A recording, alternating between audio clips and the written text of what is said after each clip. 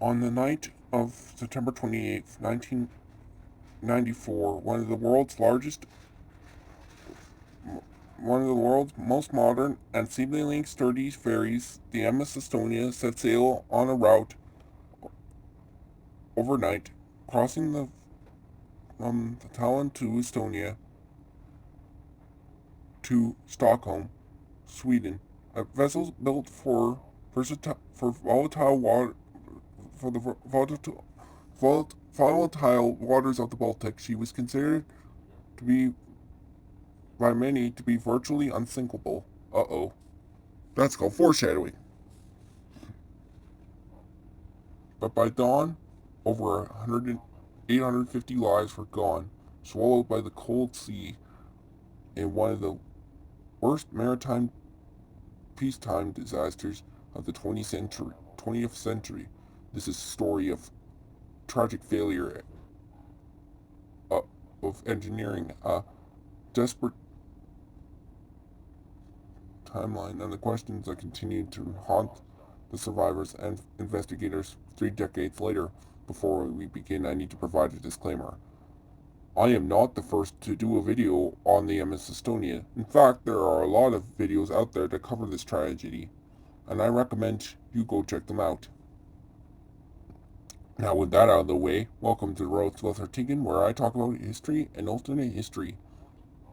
The MS Estonia was a roll-on, roll Ropax ferry built in 1988 and known for its large, open car deck, accessible through a hydraulically opened bow visor. This design was common at the time. It was meant to be sturdy. Aboard that Tuesday were 989 people, passengers and crew. The weather, however, was treacherous. A severe autumn storm had whipped the Baltic into a frenzy, with waves reaching over 6 to 10 meters high. The ship entered international waters, battling the fierce waves. The pounding and straining of the hull were immense, far exceeding the typical stress for a voyage. Around 1 a.m., a series of loud metallic crashes were heard from the bow area. These were not sounds of the hull.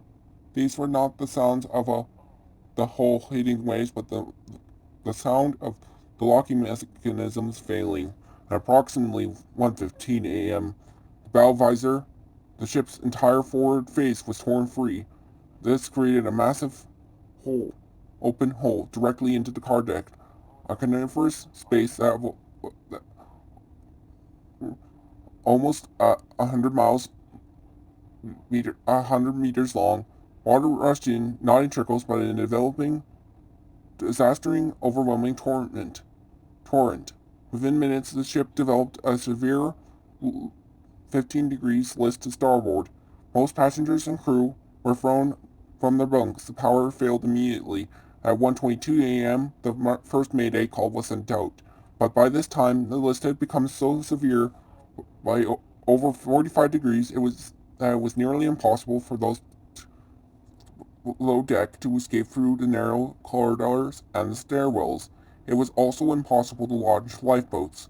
The sheer weight of the incoming water was insurmountable. In less than an hour, the first major noise at roughly 1:50 a.m., the MS Estonia vanished beneath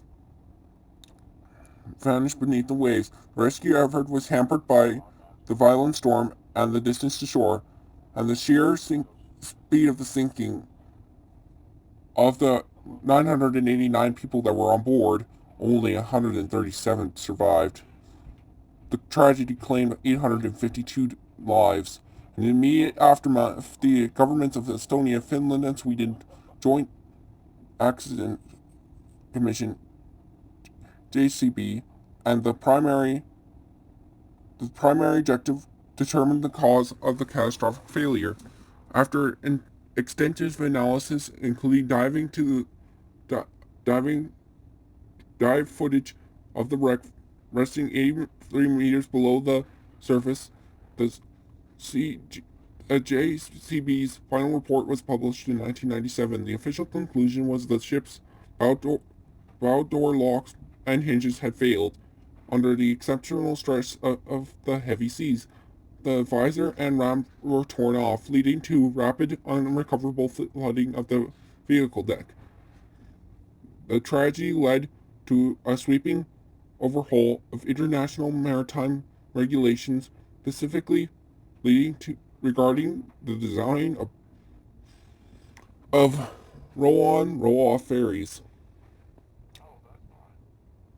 However, for many, the official definition feels incomplete. Even today, the MS Estonia's sinking is a source of intense controversy. Many key questions continue to challenge the official narrative. Reports emerged that the ferry was routinely used to transport sensitive, undeclared Soviet-era military equipment. Some theories suggest a connection either to an explosion or a Soviet some or a submarine or a explosion related to the secret cargo. As the true cause of the structural failure, the Swedish government has confirmed the use of Estonia for military transport on several occasions, but denied a connection to the sinking. Divers have noticed damage on the hull that seems particularly deformation on the starboard side. Some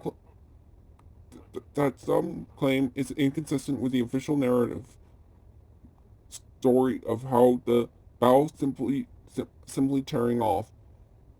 Adding to the controversy, the governments involved decided in 1995 to declare a secret final resting place, covered by the Estonia 8 agreement, which banned any further diving or investigation. This decision was intended to respect the dead. It fueled suspicion that the governments were attempting to cover up the evidence. The sinking of the MS Estonia remains a wound in the history of the Baltic nations. It exposed the severe flaws in ferry design and forced a global reckoning with maritime safety. Today, the official findings stand the visor failed under extreme weather, yet the persistent questions the military secretary and the scrutiny and the unusual entombment of the wreck ensured that the truth for many of the families who lost loved ones is still locked beneath the waves. It's a reminder that even in the modern age, the seas remains a formidable and often unforgiving source. Thanks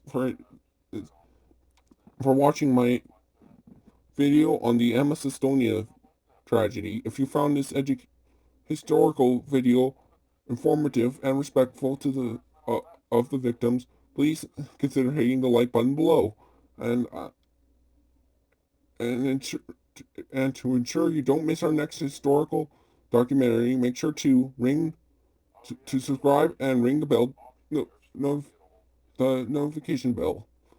Let me know in the comments, what aspect of this disaster do you find most compelling? This is the Roads Lost Are Taken 1930, signing off until next time.